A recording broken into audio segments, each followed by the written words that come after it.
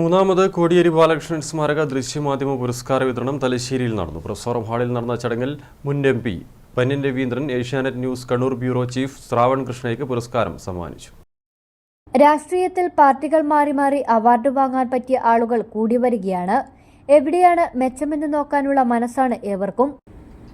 രാഷ്ട്രീയം മനുഷ്യന് ഏത് രാഷ്ട്രീയവും മാറി മാറി സ്വീകരിക്കും. രാഷ്ട്രീയത്തിൽ മാറി മാറി അവാർഡ് വാങ്ങാൻ പറ്റിയ ആളുകൾ ഇന്ന് കേരളത്തിൽ കൂടി വരിക. എവിടെയാണ് മെച്ചം എന്ന് നോക്കാനുള്ള മനസ്സാണ് ഇപ്പം കൂടുതലുള്ളത്. കാരണം എവിടുന്ന എന്റെ കാര്യം നടക്കുമെന്നുള്ളതാണ്. രാഷ്ട്രീയ പ്രവർത്തനം എന്ന് പറഞ്ഞാൽ സ്വന്തം കാര്യമാണോ? അല്ലല്ലോ. രാഷ്ട്രീയ പ്രവർത്തനം എന്ന് പറഞ്ഞാൽ സമൂഹത്തിന് വേണ്ടി അർപ്പിത മനസ്സാണ്.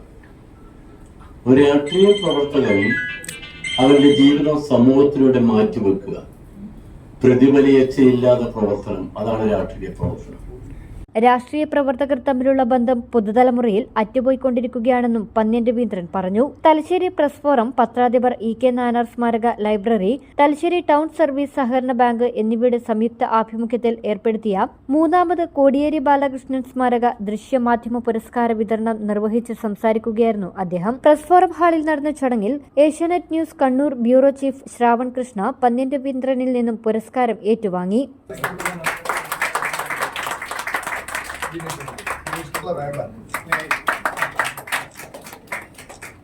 Press forum president Navas Methar അധ്യക്ഷത വഹിച്ചു. Bank president Karayi Chandrasekharan, KIMS hospital co-founder Farhan Yasin, Kerala cricket association joint secretary Bineesh Kodiyeri, bank secretary MO Rosly തുടങ്ങി നിരവധി പേർ ചടങ്ങിൽ സംബന്ധിച്ചു. News bureau, Thalassery.